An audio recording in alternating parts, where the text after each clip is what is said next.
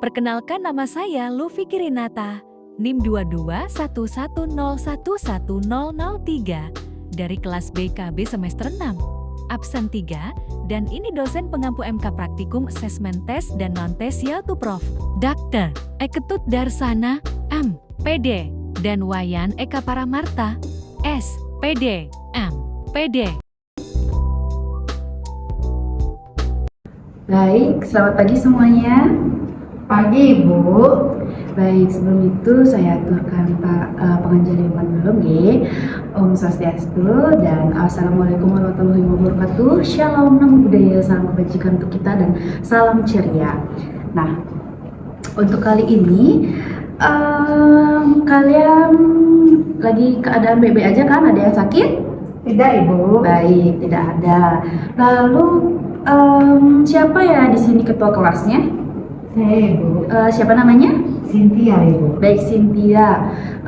Bisa pimpin doa terlebih dahulu? Bisa. Baik. Baik, teman-teman semua. Sebelum pembelajaran dimulai pada hari ini, alangkah baiknya kita berdoa menurut agama dan kepercayaan masing-masing.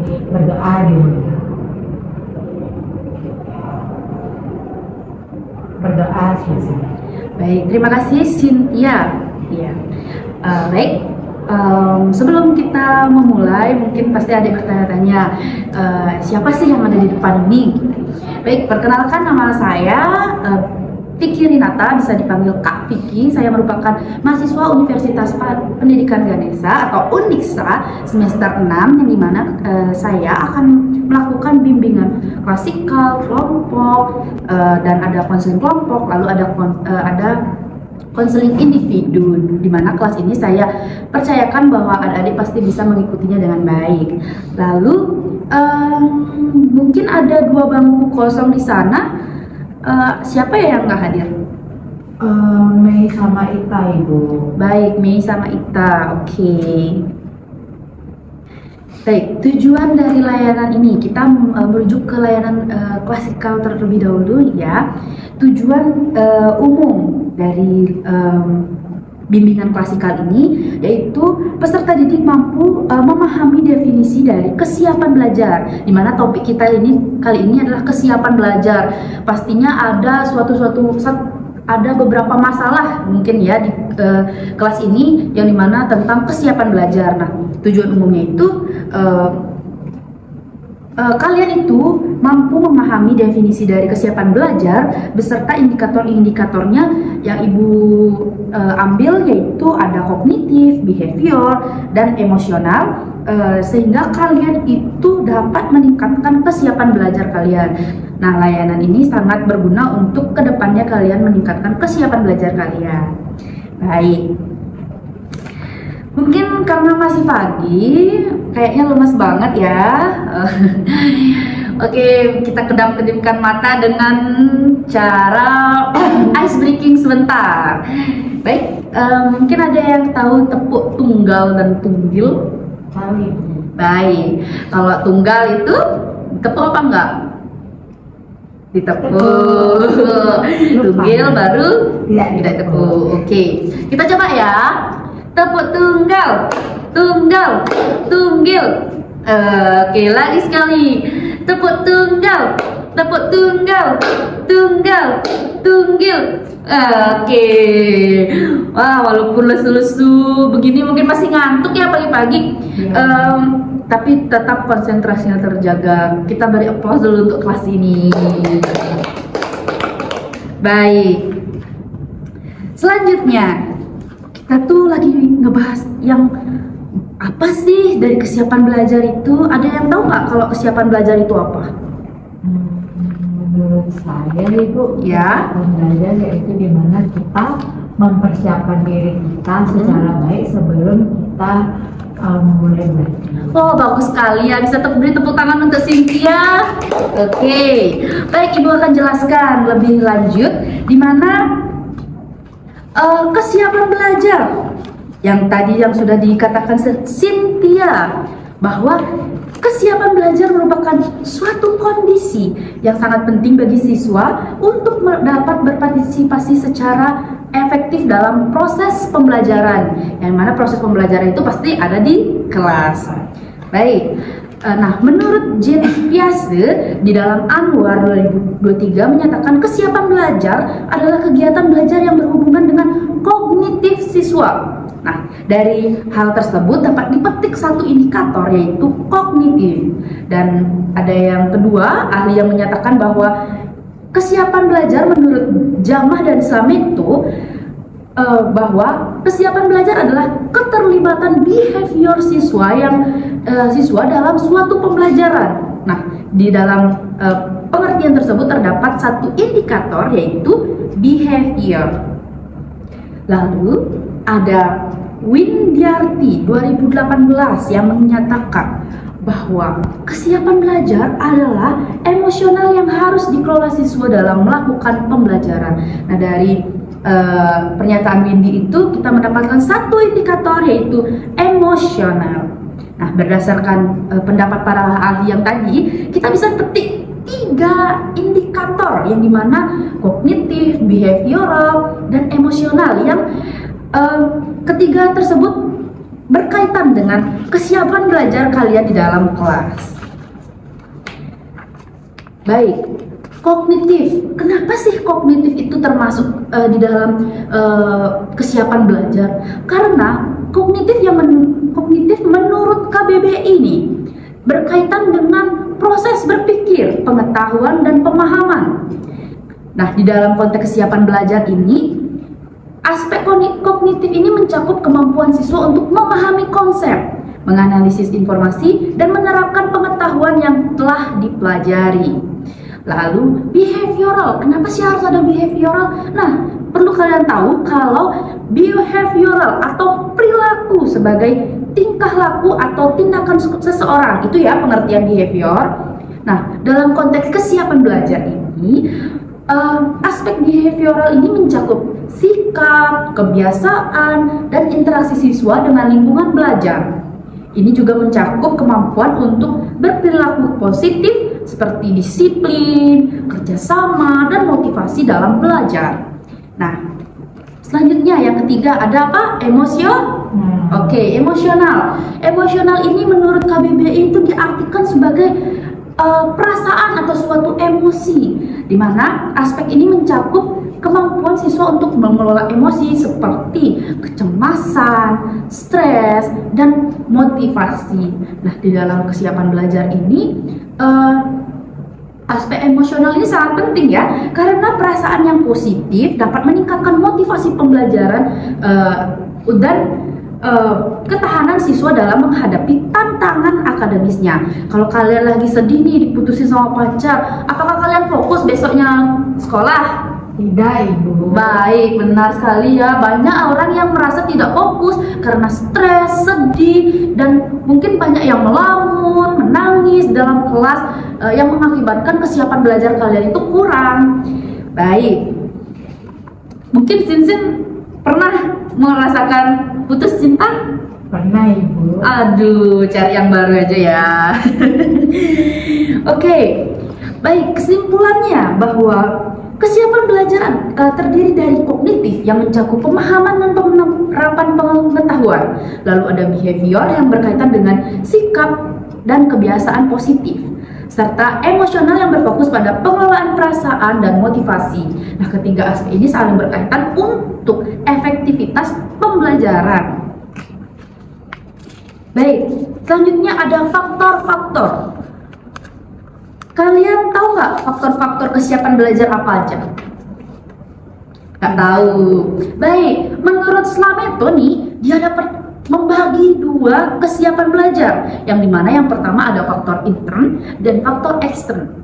Nah, di faktor intern ini ada faktor jasmaniah seperti faktor kesehatan, cacat tubuh, lalu ada faktor psikologis yang dibagi menjadi intelijensi, perhatian, minat, lalu ada bakat juga, ada motif, kematangan, kesiapan, dan ada faktor kelelahan.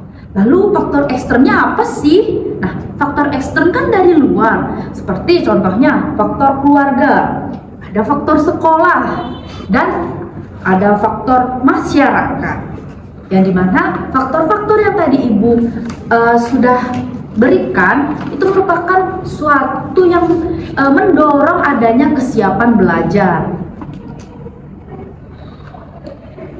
Baik, sekarang mungkin dari adanya faktor-faktor itu, kalian ada yang pernah ngalamin nggak dari faktor internal ataupun eksternal? Dari pengalaman kalian, mungkin kalau internal itu dari dalam diri, kan ada cacat tubuh, ada faktor kelelahan, lalu ada faktor apa lagi ya?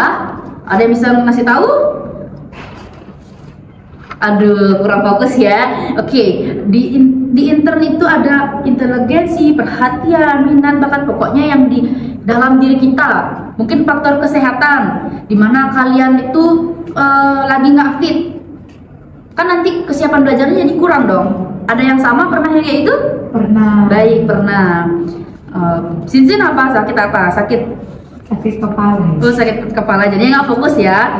Terus kalau ada yang faktor intern dari faktor keluarga, sekolah, dan masyarakat, kalian ada yang pernah nggak kena faktor itu dalam kesiapan belajar, jadinya kurang gitu? Pernah ya. Pernah. Lalu apa tuh? Di sekolah ibu, teman-temannya. Oh, di sekolah. Gimana itu teman-temannya? Ngejek? Iya ibu, terus suka ribut-ribut gitu, jadi kesiapan belajarnya kurang. Oh baik, siapa nih yang suka ngejek-ngejek Sinsin? Nggak boleh ya, ngejek itu nanti kena pembulian. Nanti ibu bakal konseling individu, siapa yang individu atau kelompok orang-orang yang ngebully Sinsin. Kasihan Sinsin cantik-cantik dibully. Ya nggak boleh kayak gitu ya sama teman. Oke. Dari pertanyaan-pertanyaan dari materi yang ibu sampaikan, mungkin ada yang bertanya tentang kesiapan belajar ini. Satu aja. Saya ibu. Ya.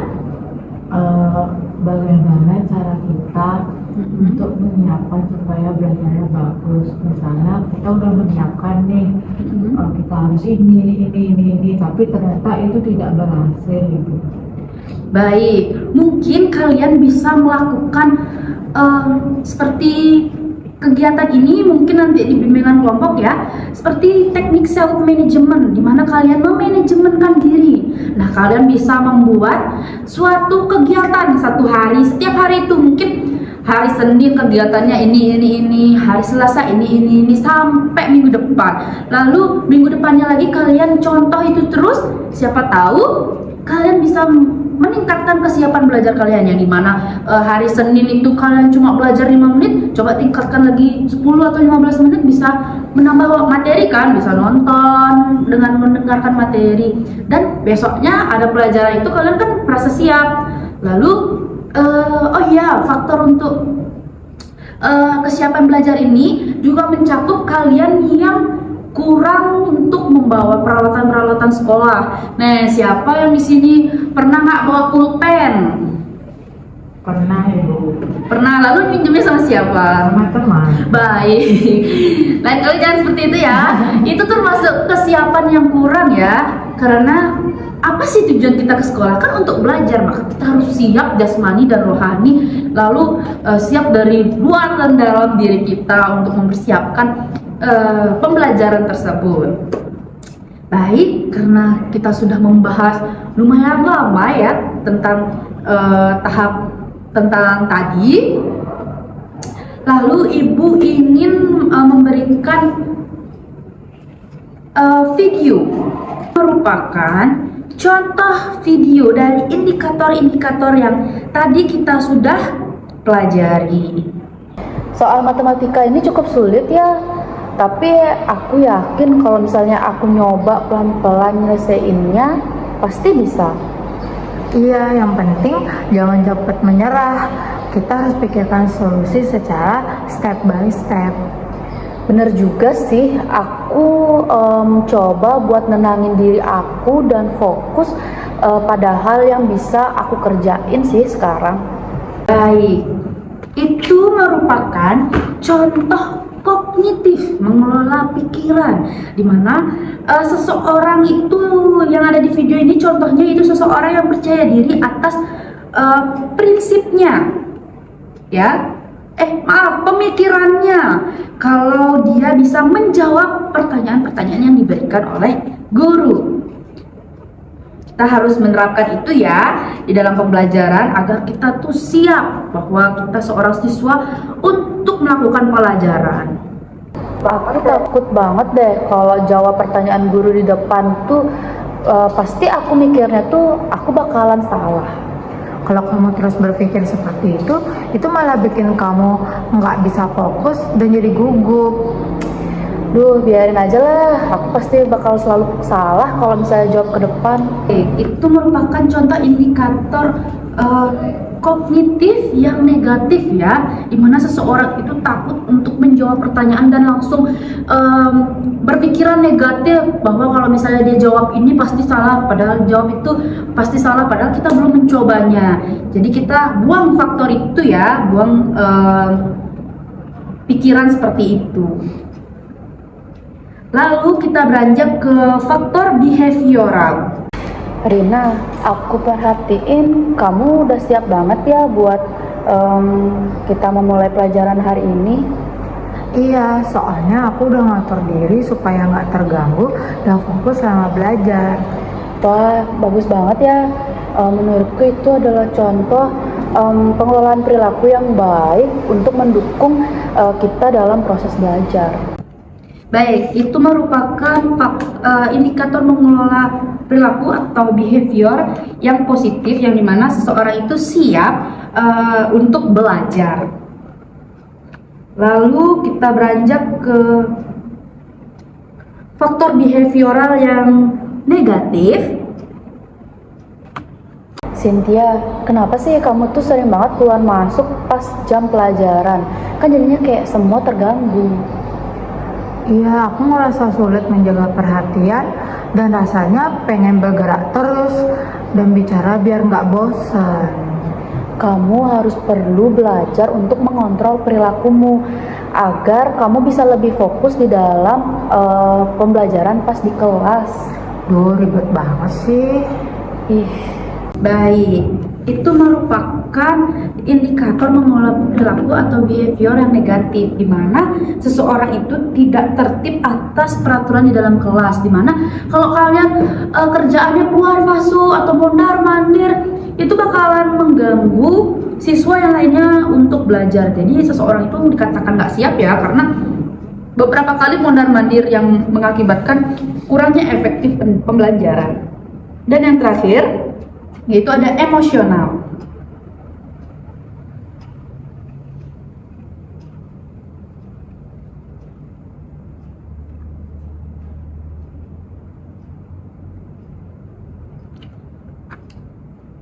kenapa kamu tampak murung dan nggak semangat hari ini? Aku ngerasa frustasi karena sulit memahami materi. Kadang aku malah pengen nyerah aja. Kalau begitu, kamu perlu belajar mengelola perasaan kamu, misalnya dengan mengungkapkan kesulitan dan mencari cara supaya tidak putus asa. Aku udah coba loh, tapi tetap aja tuh nggak bisa. Itu merupakan contoh indikator mengelola perasaan atau emosional yang negatif, di mana seseorang yang tidak bisa mengelola stresnya karena tidak bisa mengelola emosi, jadinya dia stres. Ya, kita harus bisa mengontrol emosi kita untuk tidak ke distract ya dalam pembelajaran. Lalu yang Kalau kamu lagi belajar terus ngerasa sulit dan stres, kamu biasanya ngapain? Aku biasanya coba tarik nafas dalam-dalam, terus hembuskan, lakukan itu 3 kali, atau enggak bilang istirahat ke gurunya gitu, bilang kalau lagi butuh bantuan atau butuh ruang. Menurutku itu sikap yang baik sih yang harus aku coba biar aku bisa juga mengelola perasaan untuk membantu aku biar tetap semangat. Ya nggak sih? Iya benar.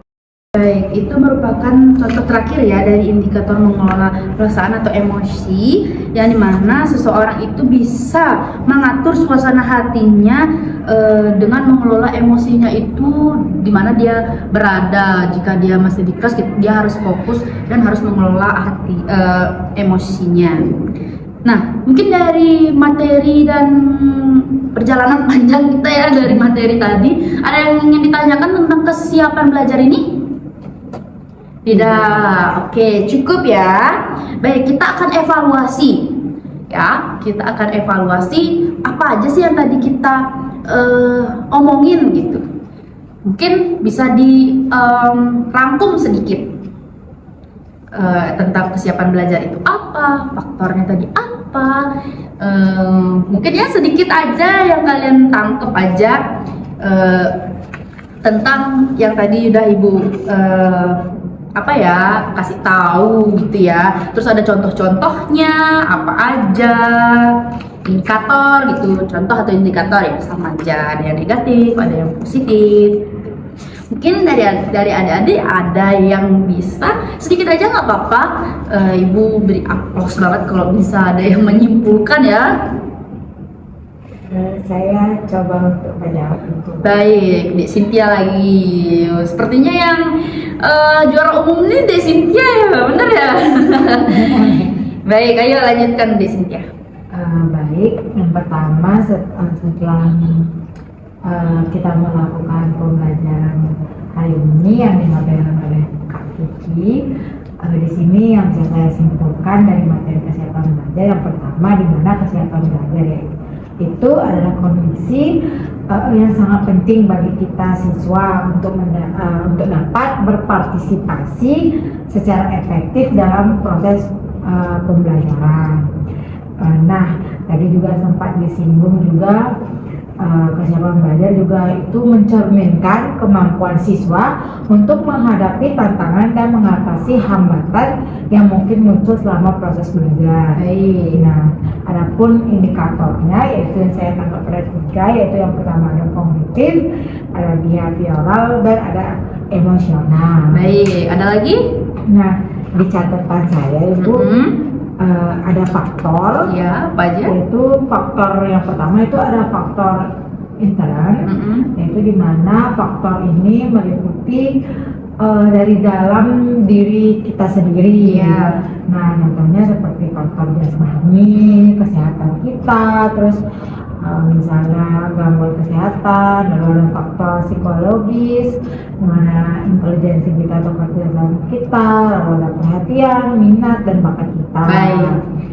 Lalu ada faktor eksternalnya, yaitu dari faktor keluarga, gimana cara orang tua mendidik kita, lalu faktor sekolah, gimana cara metode mengajar, dari lingkungan teman-teman di sekolah kayak gimana, lalu ada faktor dari masyarakat, gimana siswa ini terlibat dalam kegiatan sosial Ibu. Baik, bagus sekali ya, banyak banget catatannya di Sinsin, benar-benar Ibu kagum ya di kelas ini, lumayan banyak yang bisa menjawab. Beri tepuk tangan lagi sekali untuk kalian semua dan Sinsin ya. Oke. Baik, karena kita sudah di penghujung, Ibu akan memberikan suatu tes, kalian bisa menjawabnya ya. Tes ini tidak perlu nyontek karena ini gampang banget ya. Ibu harap kalian bisa menyelesaikannya dengan waktu 5 menit. Yang dimana tes tersebut kalian bisa baca petunjuk-petunjuk yang ada di sana ya. Ibu akan bagikan sekarang. Baik, bisa dikerjakan dalam waktu 5 menit.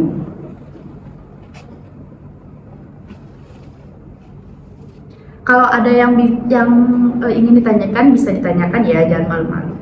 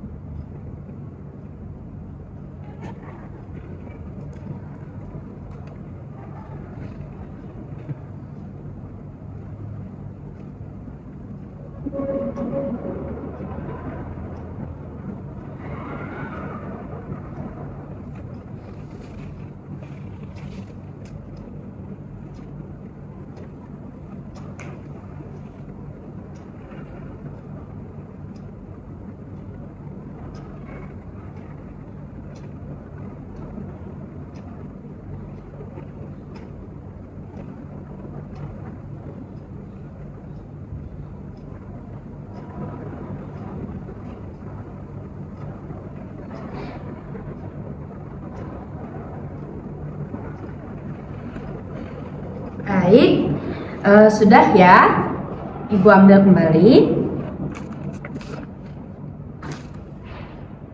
Baik, kita sudah selesai untuk bimbingan klasikalnya.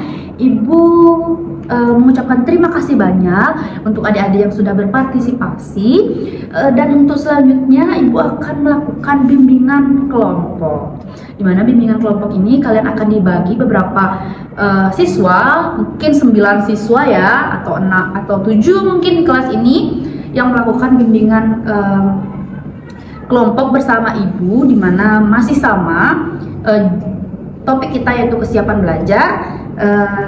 Karena ini Ibu langsung sekilas aja nih melihat hasilnya, Ibu akan panggil beberapa orang, mungkin absen 3, absen 2, absen 6, 23, lalu 30, dan 21. Oke, untuk absen yang tadi Ibu sampaikan bisa diam di tempat, dan yang untuk yang lain bisa minggir ke samping ya, mungkin ya. Oke, mungkin bisa istirahat sebentar 10 menit ya untuk pergantian bimbingan kelompok ini. Baik, kembali lagi di bimbingan kelompok. Untuk yang tadi namanya Ibu udah ada di sini nggih? Sudah Ibu. Baik, 1, 2, 3, 4, 5, 7. Oke, sudah 7 ya. Baik, kita santai saja, perlu tegang-tegang ya. Baik, di bimbingan kelompok ini Ibu akan memecahkan satu masalah, karena dari data yang tadi kalian lakukan, seperti mengisi kuesioner yang tadi itu, Ibu mendapat kalau kalian mempunyai kesiapan belajar yang rendah dibanding teman-teman yang tadi. Ya apa-apa sih ya, nanti kita basmi bareng-bareng gitu. Oke, mungkin dari Sin ya. Ya. Mungkin ada permasalahan di kesiapan belajar kamu, kenapa bisa rendah gitu? Ada Ibu. Dari yang saya alami itu ya sering banget saya sadari, yaitu saya susah sekali terlepas dari gadget, dari HP saya. Setiap pengen belajar di rumah itu rasanya kayak pengen sekali buka HP, pengen main game, pengen scroll TikTok. Jadi itu mengurangi kesiapan saya dalam belajar. Jadi pada saat saya belajar di rumah maupun di kelas, itu rasanya tidak bisa fokus Ibu, karena pengen banget rasanya main HP. Baik, berarti Sin ini permasalahannya di HP ya, susah ya menghindarkannya. Mungkin bergadang juga ya, jadinya sekolahnya kurang pusreng. Oke, mungkin ada lagi yang mempunyai permasalahan nih. Kalau kalian bisa mengutarakan permasalahan kalian, karena di sini datanya kalian rendah ya kesiapan belajarnya. Mungkin Saya Ibu. ya, siapa? Anggi.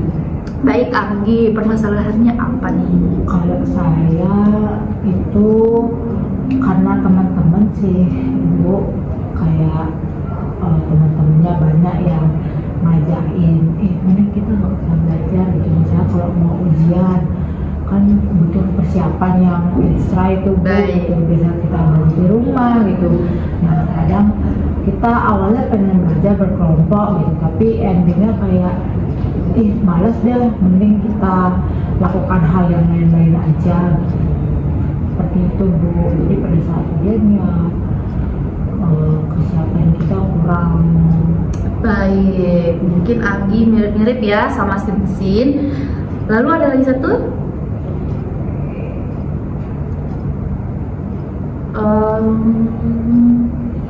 Mungkin siapa ya? Kayak tertekan sekali saya lihat nih. Puspita mungkin bisa mengutarakannya. Kalau saya Ibu dalam kesiapan belajar itu mungkin dari faktor kesehatan Ibu. Baik, kesehatan. Karena saya sering sakit Ibu, jadi ketika belajar itu rasanya lelah sekali. Itu pada saya sering izin sakit, jadinya saya tidak optimal dalam hadir di sekolah. Begitu juga saya tidak optimal dalam belajar. Baik. Mungkin lagi berapa ya? Ini dua yang bentarnya lagi lima. Mau ngambil permasalahan yang mana nih? Anggi dan Sinsin ini sama atau sama Puspita?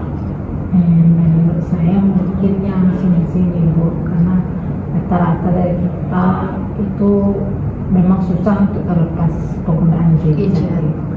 Baik, dari pernyataannya Sinsin ini, mungkin dari kalian, karena tadi yang dikatakan Sinsin itu dan Anggi itu susah untuk mengendalikan gadgetnya ya, jadinya kesiapan belajarnya itu kurang, mungkin ada yang terlambat besok ke sekolah, ada yang mengantuk begitu. Mungkin dari kalian ada masukan kalau misalnya ada kayak gitu, saran kalian ngapain deh buat Sinsin dan Anggi sarannya? Mungkin saran dari saya sebisa mungkin kita mengurangi gadget. Memang tidak gampang karena saya juga dulu pernah seperti itu Ibu, ya, hampir 24 jam megang gadget itu sampai dimarahi oleh orang tua. Nah ketika nilai saya anjlok turun banget, di situ saya menyadari bahwa sepertinya saya harus betul-betul mempersiapkan belajar saya dengan baik gitu. Jadi dari sana saya mulai untuk mengurangi mungkin sehari menggunakan dari yang dulunya mungkin sampai 12 jam itu saya coba kurangi dari 8 jam, saya kurangi dari 6 jam. Dan sekarang saya bisa sehari cuma menggunakan 4 jam gitu. Baik. Bagus sekali ya pendapatnya dari Cindi. Oke, panggil Cindi apa Cici biasanya? Oke, Cici. Baik, bagus sekali ya jawaban dari Cici. Mungkin ada lagi yang mau menambahkan lagi sedikit saran untuk Anggi dan Sinsin ini tentang gadget ini?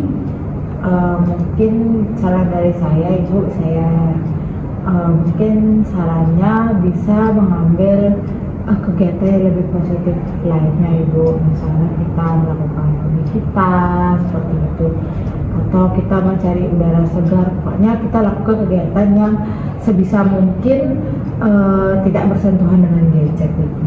Baik, bagus sekali ya. Jadi mungkin kita cukupkan ya jawaban-jawaban dari teman-teman. Mungkin Anggi dan Sinsin bisa menyaring itu untuk perbaikan kedepannya ya, agar kesiapan belajarnya itu meningkat. Mereka akan simpulkan bahwa Sinsin dan Anggi ini mempunyai permasalahan di gadgetnya yang kurang dikontrol.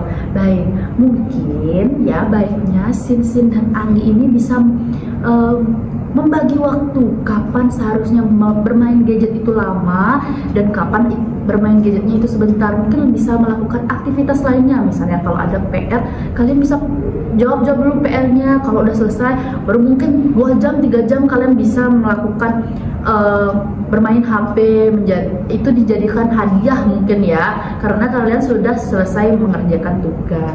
Mungkin segitu saja yang bisa Ibu berikan. Ada pertanyaan? Tidak Ibu. Berarti bisa dimengerti ya. Baik, sesi ini Ibu cukupkan. Ibu akan memberikan kembali lembar kuesioner untuk kalian, untuk Ibu saring lagi, karena selanjutnya ada bimbingan kelompok yang dimana itu mencari konseling kelompok di mana itu mencari 5 orang saja. Baik, untuk itu bisa dikerjakan sebentar saja karena tadi kan sudah ini sama kok.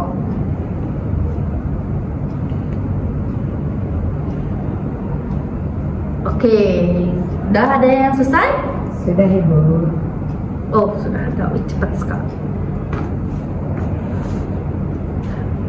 Baik, sesi ini kita akan cukupkan. Ibu terima kasih banyak untuk kalian yang sudah meluangkan waktunya. Untuk Anggi dan Sinsin dimohon untuk tetap di sini karena akan selanjutnya ada konseling kelompok yang akan Ibu lakukan. Lalu untuk 3 orang selanjutnya yang absen ini dan ini, lalu ada absen tadi 30. Tetap diam di sini ya. Baik. Terima kasih untuk yang lain bisa kembali ke samping atau kembali ke tempat duduk.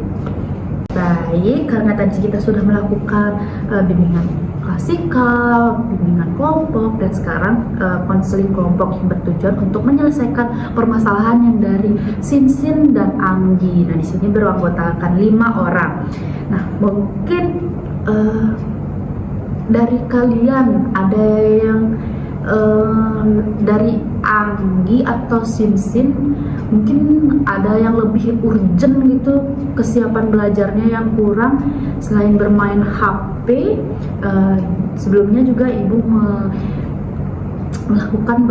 menyatakan bahwa konseling kelompok ini kalian bisa mengungkapkan segala hal karena kita terdapat asas-asas ya, di BK ini mempunyai asas-asas keterbukaan yang dimana kalian harus terbuka dan kerahasiaan, dimana ini kita akan percakapan kita akan dirahasiakan. Selesai dari sini kalian tidak boleh untuk menyebarluaskannya. Jadi seperti contoh, Sinsin suka terus bermain HP dikarenakan orang tuanya juga tidak perhatian, seperti itu. Mungkin kalian tadi berbanyak malu untuk mengatakannya. Lalu Anggi mungkin ada hal-hal kenapa harus bermain HP, apakah ada yang disembunyikan di HP gitu. Mungkin dari Sinsin terlebih dahulu. Kalau dari saya Ibu, kebetulan di rumah kan kondisinya sepi, ada sibuk bekerja. Dari kecil kalau belajar tuh orang tua tidak terlalu memperhatikan. Benar yang dikatakan Ibu tadi, mungkin tidak diperhatikan orang tua. Saya juga merasa seperti itu Bu. Jadi karena tidak diperhatikan, saya terlalu terbawa suasana, leha-leha bermain HP sehingga saya tidak ada waktu buat belajar. Baik, terima kasih untuk keterbukaannya di Sinsin. Lalu untuk Anggi, apakah ada atau tidak? Tidak Ibu. Baik, berarti kita akan mengangkat permasalahannya Sinsin ya. Baik, untuk Sinsin ini mungkin dari kalian ada yang memiliki saran untuk perubahan dari Sinsin? Tidak Ibu. Tidak. Baik, kalau gitu langsung saja dari Ibu ya. Mungkin nanti Ibu akan mengadakan seminar untuk orang tua agar orang tua bisa membatasi anak-anaknya dalam penggunaan gadget. Dan untuk dari dalam dirinya Dek Sinsin juga, mungkin Ibu akan menggunakan suatu teknik ya. Teknik ini merupakan bernama teknik self management, menggunakan counseling behavior juga untuk mengubah perilaku adik Sinsin yang kurang menjadi lebih baik lagi. Baik, untuk self management ini adik Sinsin itu akan mencatat jadwal-jadwal dari hari ini sampai minggu depan. Nah, self management ini cara untuk mengelola diri adik Sinsin dan mengembangkan kemampuan yang dimiliki untuk mampu menunjukkan eksistensi dirinya, dimana bisa membuat perilaku baru ya, dengan cara menulis suatu jadwal kegiatan dari Senin, Selasa, Rabu sampai Minggu. Itu bisa Adik Sinsin tuliskan sekarang ya, agar ibu bisa melihat bagaimana perkembangan Adik Sinsin itu setiap harinya ngapain aja gitu. Mungkin 1 hari aja dulu ya, Adik Sinsin ini bisa melakukan pembuatan jadwal, dan yang lainnya juga ya ibu, siapa tahu dari kalian ada yang diam-diam dari pagi itu ngapain aja.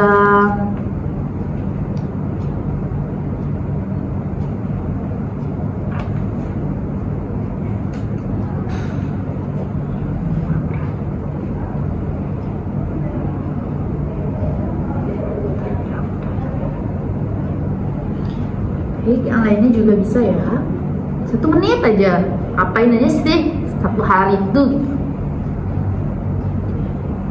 Baik, sudah? Sudah Ibu. Baik, ini sudah. Lalu yang ini sudah. Baik, untuk Adik Sinsin, Sinsin dan Anggi. Oke, permasalahan kedua ini sama, namun aktivitasnya yang berbeda ya. Benar-benar urgent ini menurut ibu, dan teman-teman yang lain juga sudah bagus. Sinsin ini paginya langsung main HP berjam-jam gitu, jadinya ikut telat ya sekolah ya. Malam juga bermain HP, pulang sekolah juga bermain HP. Waduh, banyak sekali bermain HP-nya ya. Oke, memang susah ini HP ini mengelabui kita semua ya, kalau misalnya nggak ada suatu kontrol di dalam diri. Baik, terima kasih. Ibu sudah tahu jawabannya. Untuk itu dari kalian sekali lagi,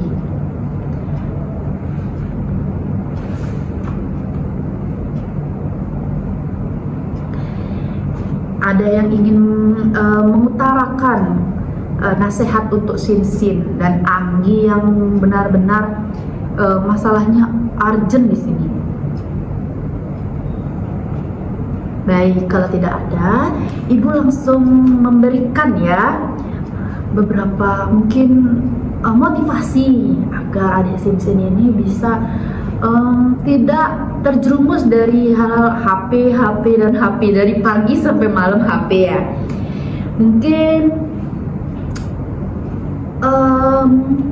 Adik Sinsin ini lebih baik melakukan kegiatan seperti, kan sekolah kita nih ada ekstrakurikuler nih. Adik Sinsin ikut enggak?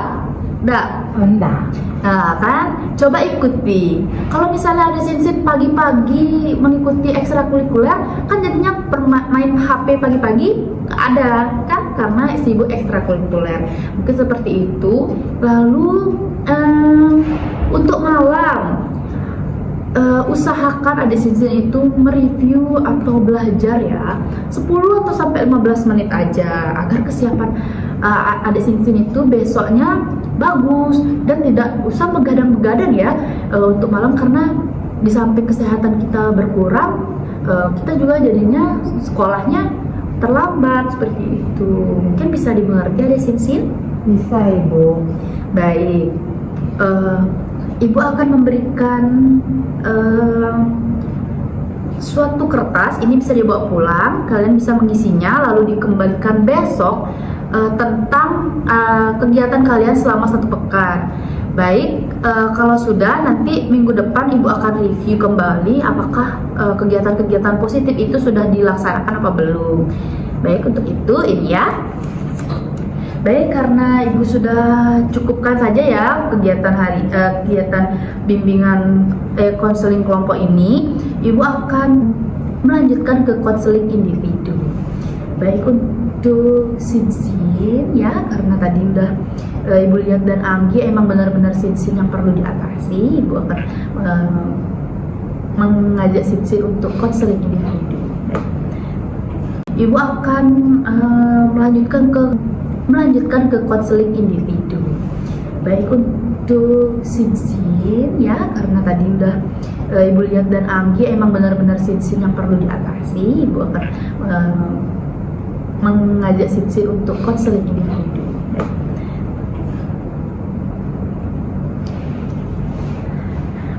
Baik, terima kasih untuk semuanya. Bisa ke arah situ. Baik, adik Sinsin, dari data yang adik tadi jawab ya, Ibu terasa memang hampir 24 jam ya adik Sinsin bermain HP.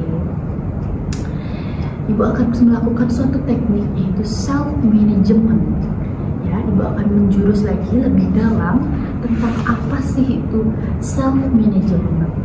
Nah, self management itu suatu pengkondisian diri ya, dimana adik Sinsin itu harus merubah suatu kondisi diri yang buruk menjadi yang lebih baik lagi.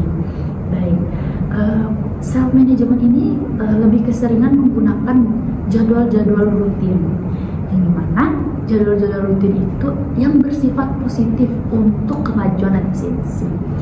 Baik, mungkin adik Sinsin ingin ada yang diutarakan kenapa sangat-sangat tidak bisa bergantung sama HP selain dari faktor orang tua, mungkin ada? Mungkin karena sudah kebiasaan itu dari dulu, jadi saya juga benar-benar tidak bisa lepas dari HP. Bahkan tidur pun saya tidur sama HP saya. Baik, tadi kan adik Sinsin udah menuliskan jadwalnya. Coba sekarang ulang membuat jadwal positif. Ya, coba.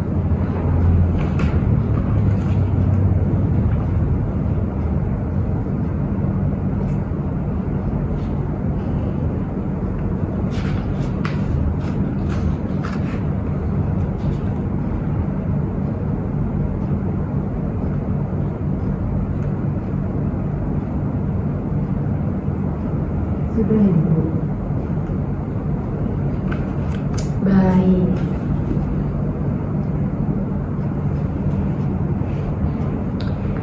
Wow, bagus ya untuk penataan diri ke depannya jadwal-jadwal ini. Baik, Sinsin tahu nggak kesalahannya Sinsin itu apa? Bermain HP. Itu sangat baik ya. Baik, Ibu mau seminggu ke depan adik Sinsin menggunakan jadwal ini. Bisa? Saya bisa. Baik, dari jadwal ini Ibu ingin adik Sinsin bisa melaksanakannya dengan baik. Lalu minggu depan itu Ibu harap adik Sinsin bisa masuk ke ruangan Ibu untuk kita lihat perubahan-perubahan yang sudah adik Sinsin lakukan. Ibu tidak banyak lagi untuk memberikan nasihat karena dari tadi kita sudah memberikan nasihat ataupun solusi. Semoga solusi-solusi yang tadi diutarakan bisa adik Sinsin lakukan. Baik, jika adik Sinsin ini melanggar, apakah yang akan adik Sinsin lakukan kepada diri sendiri?